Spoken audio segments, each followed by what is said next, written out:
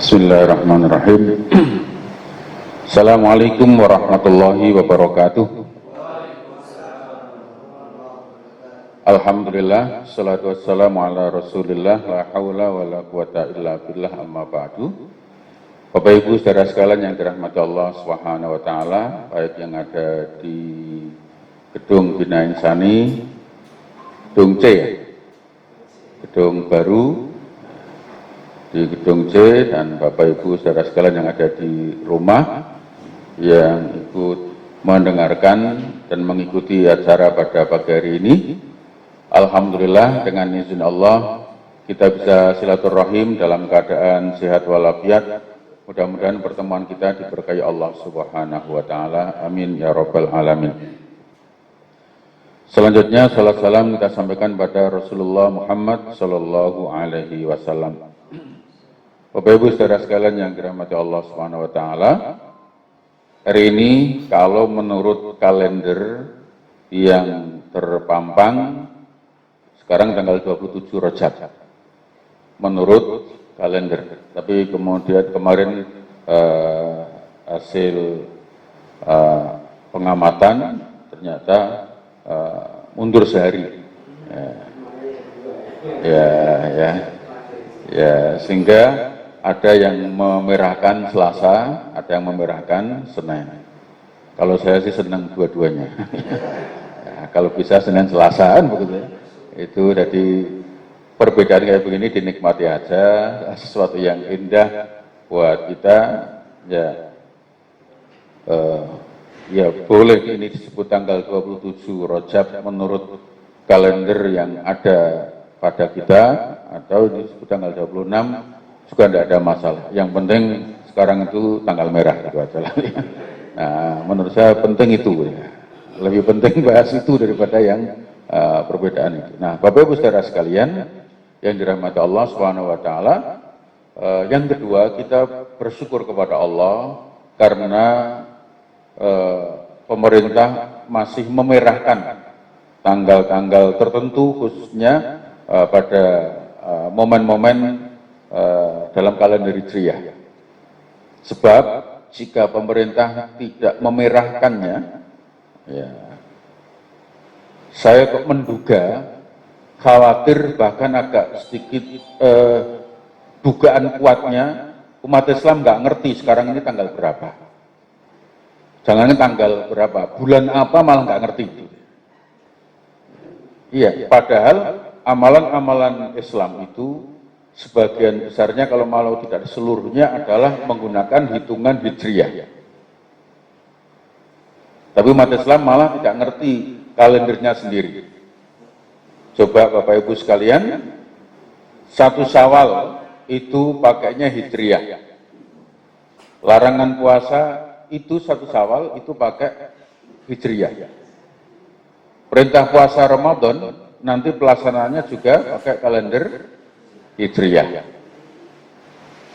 Kemudian nanti puasa sunnah Arafah itu juga pakai kalender Hijriah. Larangan puasa di hari tasyrik itu juga pakai Hijriah. Nanti puasa Yaumul Bid tanggal 15 atau Ayyamul Bid tanggal 13, 14, 15 itu Hijriah. Yang tidak pakai kalender Hijriah itu apa? Puasa Senin Kamis tok. Ya kan? Nah, kalau itu sampai lali dino parah meneh. Nah, Bapak yang dirahmati Allah, maka memang tidak ada hukumnya wajib ngapalki kalender Hijriah. Tetapi menurut saya sebagai seorang Muslim sebaiknya tahu, supaya dia tahu kapan puasa sunnahnya. Ya kan? Minimal tiap bulan tahu kapan puasa sunnahnya. Maka alhamdulillah di hari-hari kalender biasa banyak kalender yang sekarang diterbitkan oleh kaum muslimin, dicetak oleh Yayasan Muslim, itu tanggal 13, 14, 15 Hijriahnya diberi tanda. Ya. Tapi kalau nggak memperhatikan betul ya nggak ngerti. Ini kok tanggal ini kok ada tandanya hijau-hijau kecil apa toh? Oh ternyata Ayyamul Bid. Malah masih tanya, ini apa toh? Itu luar biasa. Jadi penting buat kita sesungguhnya kalender Hijriah itu. Maka kemudian saya sampaikan tadi, patut bersyukur kepada Allah, berterima kasih kepada pemerintah yang masih memerahkan tanggal-tanggal itu. Kalau di Arab sendiri kan malah nggak ada tanggal merahnya. Jadi kecuali Idul Fitri memang hari libur, tapi kemudian tanggal Maulid Rasul, kemudian Isra Mi'raj, itu kan tidak ada merahnya. Maka Indonesia itu negara yang luar biasa. Saking menyenangkannya Indonesia itu kan banyak hari liburnya itu. Ya kan begitu. Ya, semua hari besar agama dimerahkan. Itu kalau nggak Indonesia nggak ada loh. Ya, yang kedua sangat toleran Indonesia itu. Ya kan, Idul Fitri ya libur, Natal ya libur, Imlek ya libur, Tahun Baru, Masehi libur, semua libur itu. Tanggal maaf tidak merah aja tetap bolos, luar biasa. Itu kan akeh banget perayaan begitu ya. Ya. Loh, kalau di Barat kan enggak. Ya di Eropa yang libur hanya Natal dan Tahun Baru. Yang lain enggak. Makanya kalau ada orang mengajari toleransi di Indonesia, itu salah. Harusnya Barat, Eropa, Amerika belajar cara toleransi orang Indonesia. Semua hari besar keagamaan, meskipun umat Islam itu mayoritas, tapi semua penganut agama hari rayanya diliburkan. Itu kan toleransi yang luar biasa. Maka jangan heran kalau Bapak Ibu pas misalnya, kalau akhir-akhir ini sedang ada perjuangan, ya kan? Dulu ya, habis sholat Idul Fitri kerja lagi ya. Iya, karena itu sholat Idul Adha kemudian masuk kerja, bahkan izin terlambat untuk sholat Idul Adha karena itu bukan hari libur. Itu makanya semua itu kan menunjukkan bahwa Indonesia itu luar biasa.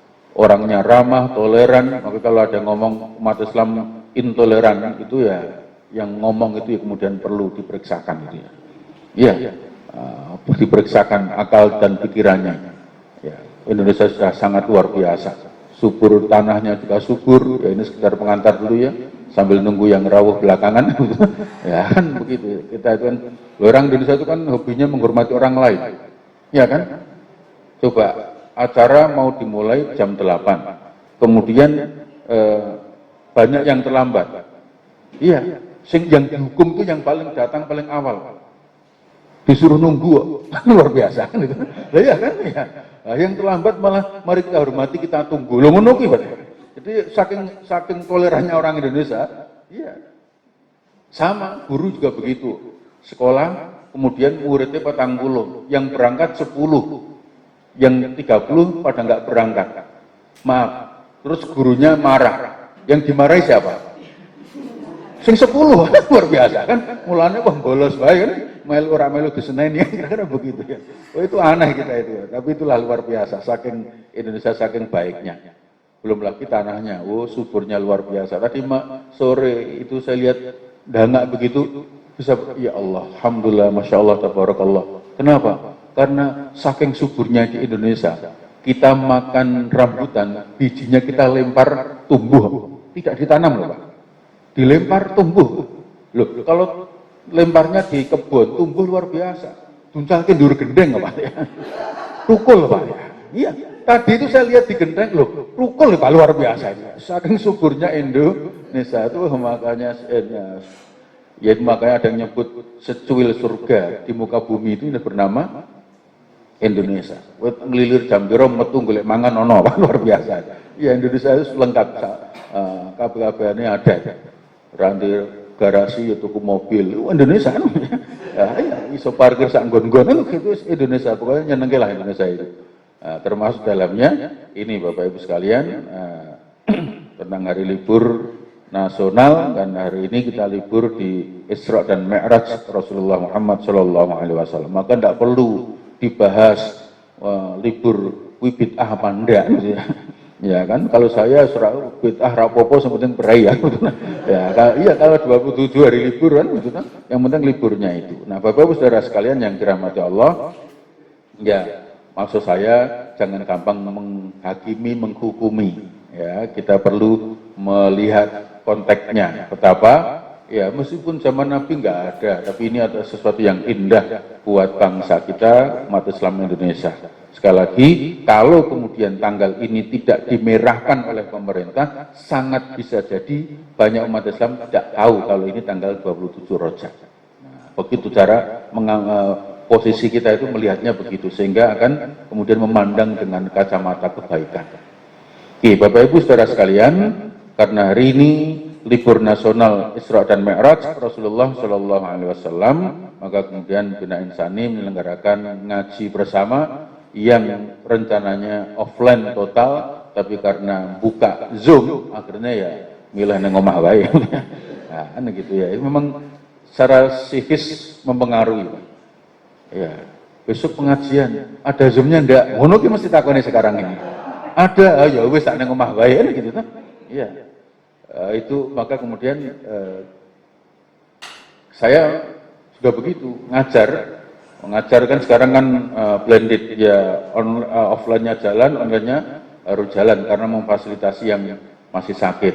Nah, saya tapi kepada teman-teman mahasiswa, bagi yang sakit silahkan bisa kuliah dari rumah, tapi yang sehat silahkan ke kampus. Saya begitu. Tetapi saya yakin dengan pokoknya yang flu bersin di rumah. Tapi saya yakin kan tidak mungkin sama akan bersin selama 1 semester kan, ya kan. Jadi minggu depan insya Allah sembuh berangkat kan begitu ya. Kan sekarang kan alasan paling gampang itu toh. Iya. Dulu zaman kita guru izin kepada kepala sekolah, Pak besok saya izin nggak bisa masuk kerja malam-malam itu. Ya kenapa? Saya agak kurang fit.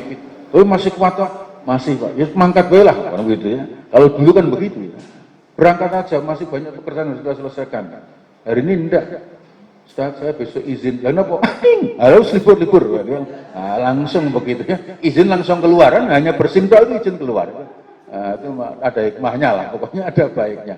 Bapak Ibu Saudara sekalian, hari ini kita memperingati hari Maulid Isra dan Mi'rajnya Rasulullah Shallallahu Alaihi Wasallam. Tentu tidak perlu dibahas hukumnya, tapi kita akan membahas bagaimana mengambil momentum ini untuk mengenali, memahami ajaran agama kita. Begitu aja.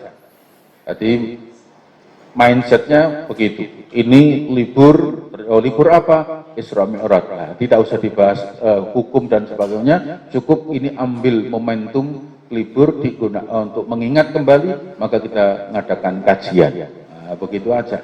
Nah, Bapak Saudara sekalian, kajian pagi hari ini akan saya bagi menjadi 3 bagian. Menjelang peristiwa Isra dan Mi'raj, yang kedua peristiwa Isra dan Mi'raj itu keistimewaannya dan kemudian hikmahnya. Ya. Kenapa saya selalu mengambil di belakang hikmah? Karena tidak ada peristiwa di muka bumi ini tanpa hikmah. Tidak ada yang sia-sia. Jangankan, saya pernah ngaji beberapa bulan yang lalu, jangankan pandemi, jangankan musibah, daun yang jatuh dari pohonnya saja sudah tetap ada hikmahnya. Kelihatannya ngotor, bikin capek yang nyapu, tapi tetap membawa manfaat bagi sekitarnya. Ya, kan tanahnya menjadi bagus, bagi pohon itu menjadi tumbuhnya menjadi lebih baik lagi. Nah, oke, kita mulai yang pertama peristiwa pasca. Nah, kira-kira begitu kajian kita. Yang pertama, menjelang Isra Mi'raj itu ada peristiwa yang sejarah mencatatnya dengan nama Amul Khuzni, tahun duka cita. Karena Rasulullah ditinggal wafat orang-orang yang dicintainya. 2, kurang dari setengah tahun. Kurang dari setengah tahun, 2 orang yang sangat dikagumi, dicintai oleh Rasulullah wafat. Abu Thalib pamannya dan Khadijah istrinya.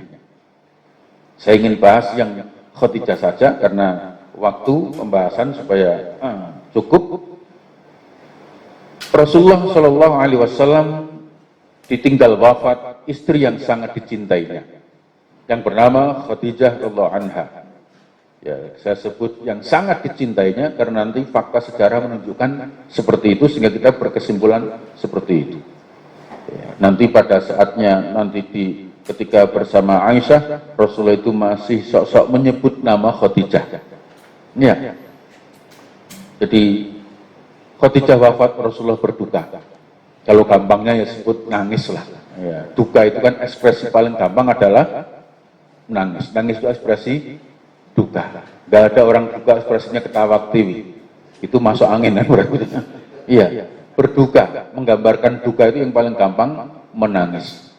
Jadi ini ibrahnya buat kita, pasangan hidup kita, istri kita atau sebaliknya ibu-ibu, suaminya, istrinya atau suaminya meninggal dunia, itu secara diniyah boleh berduka, boleh menangis. Ya, jadi maaf bapak, istri meninggal itu boleh nangis. Bahkan menurut saya sebaiknya nangis. Minimal ya roto pantas lah, kira begitu ya. Ya kan begitulah. Mau seorang nangis babar belas kan jurah enak kan begitu kan.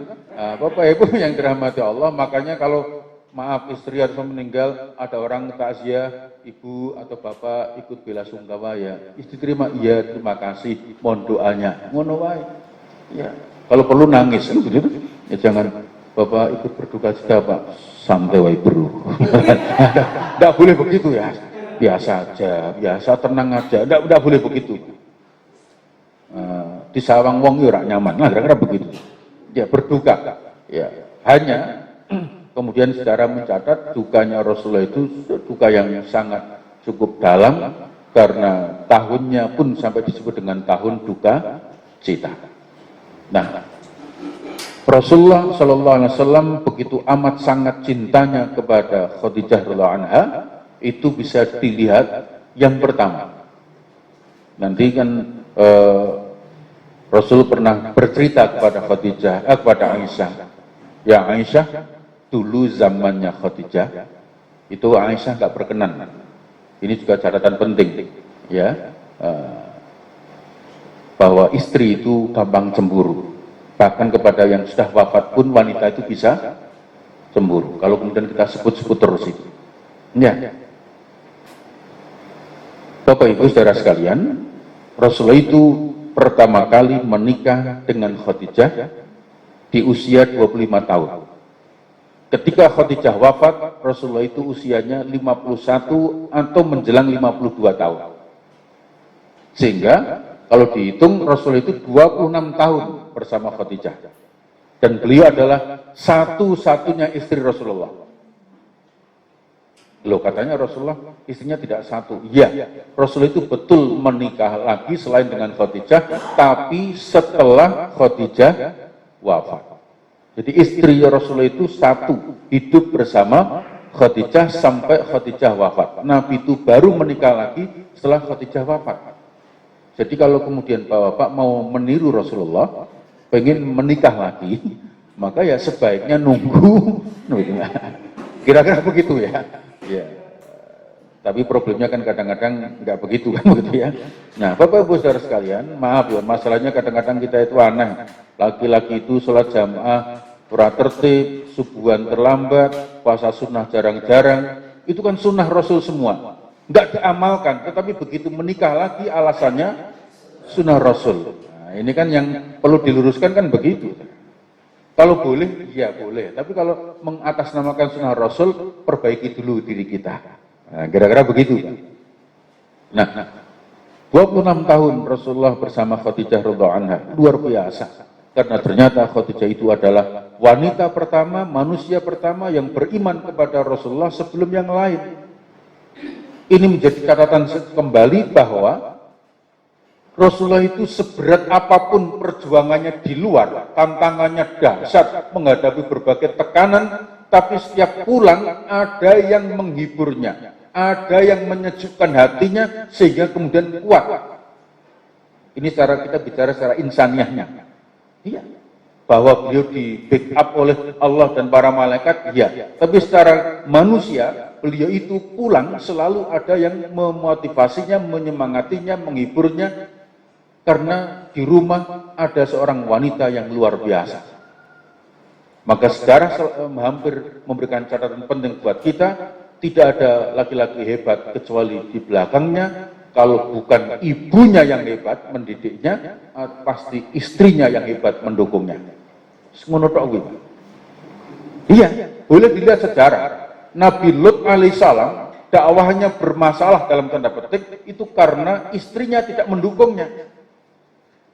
Ya kan, kisah malaikat yang datang ke rumahnya menyerupai laki-laki yang tampan, itu kemudian Nabi Lut sedang berjuang memberantas LGBT, tapi malah yang kemudian berlaku tidak benar malah istrinya. Berat, dakwah begini berat. Tantangannya luar biasa dari rumah. Ya. Tapi Nabiullah Ibrahim alaihissalam dahsyatnya luar biasa, bisa berjuang tidak terbebani dengan problem di rumah karena istrinya mendukungnya. Hajar ditinggali seorang bayi yang bernama Ismail alaihissalam. Ibrahim alaihissalam pergi memenuhi perintah Allah. Coba ini. Hajar merawat Ismail alaihissalam sendirian. Menginjak remaja, pasti seorang anak tanya bapaknya, Bu, bapak pundi, papa mana, abah mana, abi mana, kok nggak pernah pulang? Coba, itu Hajar alaihissalam radhiyallahu anha itu kemudian tidak ngerti posisi Nabiullah Ibrahim alaihissalam. Nabi Ibrahim itu di mana nggak ngerti. Tapi ibu bisa memotivasi anak. Loh.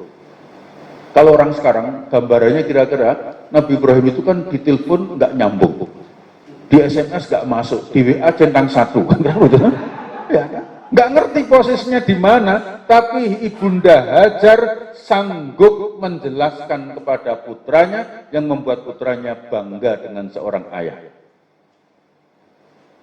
Ayah di mana? Ayahmu berjuang, doakan agar selamat. Iya, ibu-ibu juga begitu kan? Mi, abah kemana sih? Abi kemana sih kok pulangnya malam-malam? Abimu ngurusi yayasan. Kan gitu kan? Tolong didoakan biar Abi sehat karena itu berjuang untuk umat. Jangan, Mi, Abi mana tahu? Skandani, serasa takon terus. Abimu ki ruwet. Sing diurusi yayasan terus. Ora ngurusi awake dhewe, rasa mikir abi lah, ngono ya. Iya. Loh ini kan kacau kan begitu. Sampai di rumah abinya dimarahi. Bi, ngono enggak anak menjadi. Tapi kalau kemudian uminya menjelaskannya bagus, iya, abimu berjuang. Bismillah, umi itu bangga punya suami kayak abimu. Ya tidak hanya mikir keluarga tapi juga mikir umat. Kamu besok nanti kalau dewasa juga begitu, bermanfaatlah bagi umat seperti abimu. Ngono kayak enak. Sumben kekerasan neko-neko. Sekian ora kaya abimu lho. Ngono. Oh itu berat toh Pak, yakin. Iya. Mau berat itu. Tekan omah dikeroyok cah loron ya. Dikeroyok umine karo anake wis ya. Akhirnya semua jengkel abine turu mushola. Kan begitu.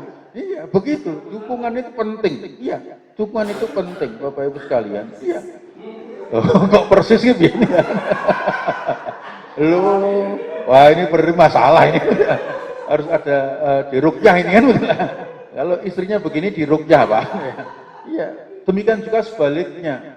Ya kan? Dukungan suami kepada istri menjadi penting. Ya. Umi kemana Bi? Ngajar. Ya, doakan umimu ngajarnya supaya bagus, mencerdaskan anak-anak bangsa. Bi, Umi kemana? Andanios. Rekoso.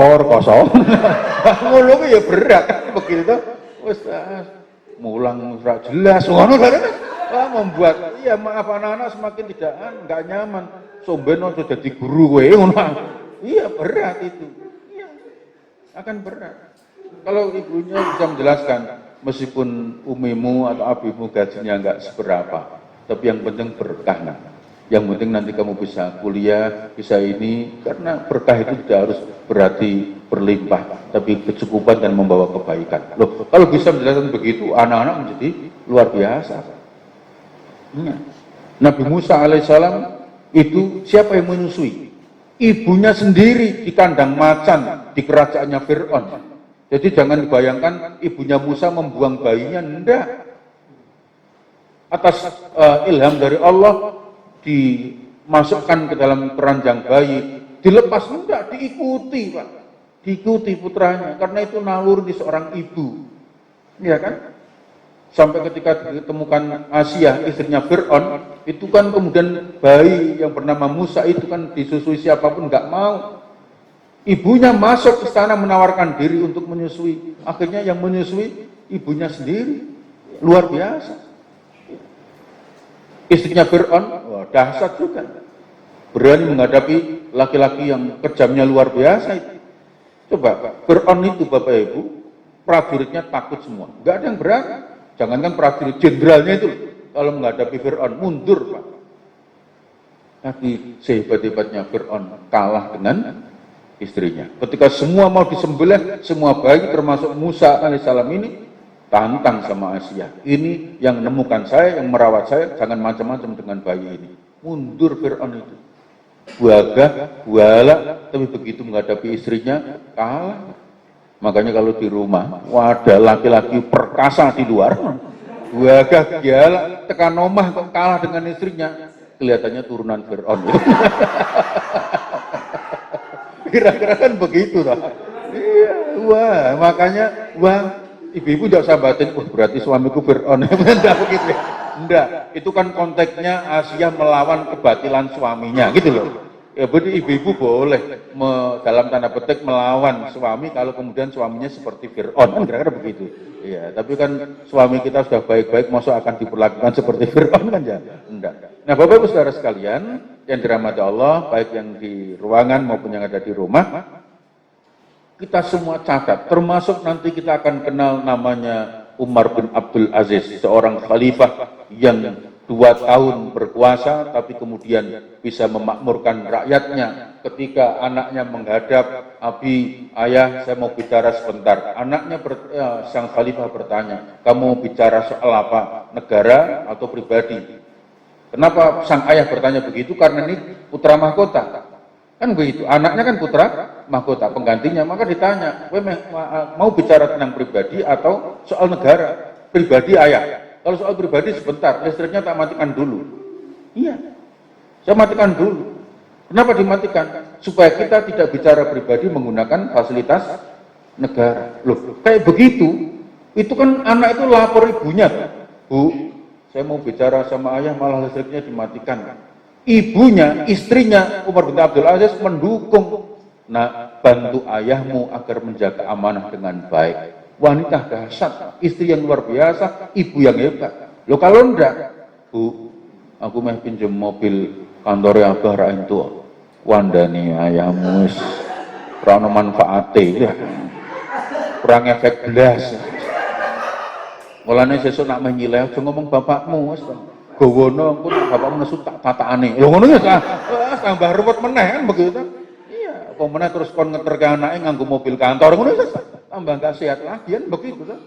Itu wanita itu loh dahsyat loh, ibu istri itu pengaruhnya luar biasa. Dan jangan lupa Umar bin Abdul Aziz itu dari mana dia dilahirkan? Dari seorang nenek yang penjual susu yang kejujurannya luar biasa.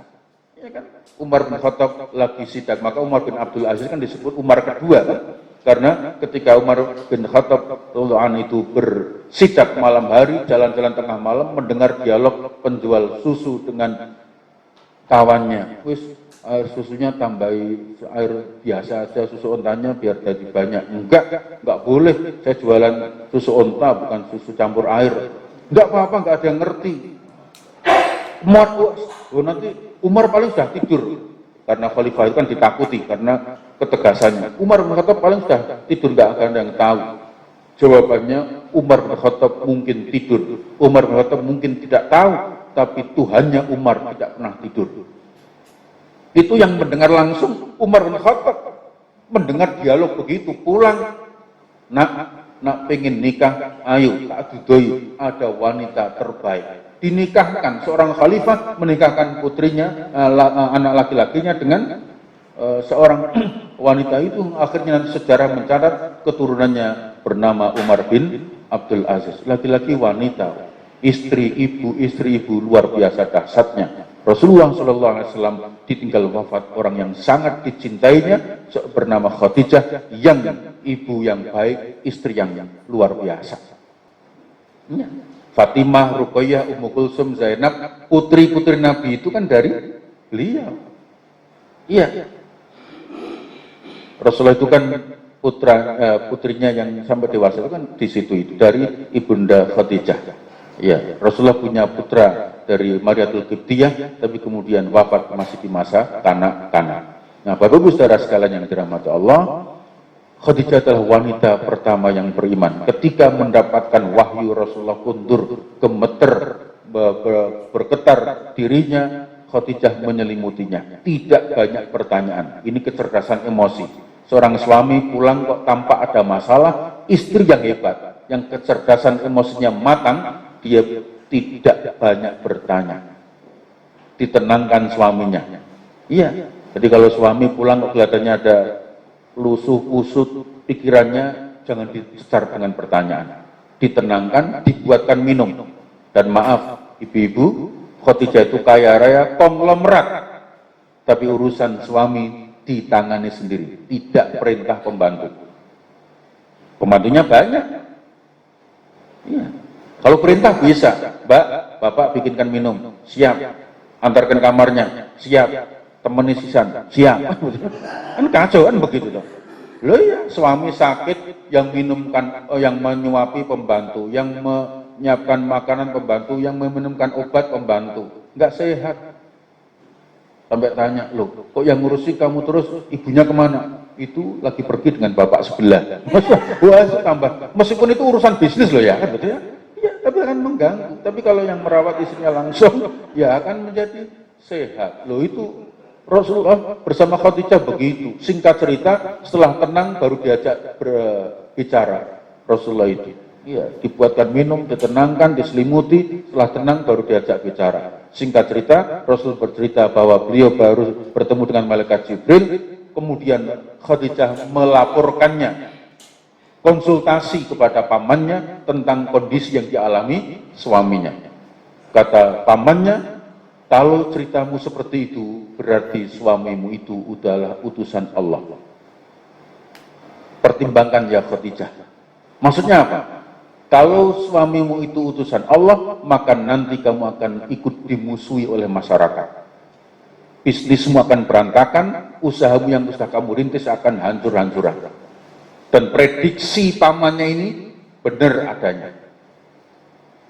Sehingga nanti sejarah mencatat, Khadijah itu konglomerat ketika wafat sudah tidak punya apa-apa. Karena seluruh hartanya diserahkan untuk perjuangan bersama Rasulullah. Ingat kisah pemboikotan Rasulullah oleh orang-orang Makkah itu berdampak kepada pengikut-pengikutnya. Khadijah mengeluarkan seluruh harta kekayaannya untuk membackup suaminya. Iya. Loh, wanita diberitahu, kaya raya, sudah nyaman hidupnya, diberitahu. Itu kalau kamu teruskan dengan suamimu ini, kamu akan susah. Kamu akan berat, bisnismu akan hancur. Tidak mundur, malah maju. Sampai rumah langsung menyatakan beriman kepada Rasulullah. Wanita pertama, manusia pertama yang beriman membackup adalah istrinya. Dan memang betul, akhirnya seluruh hartanya Khadijah habis untuk membantu perjuangan Rasulullah.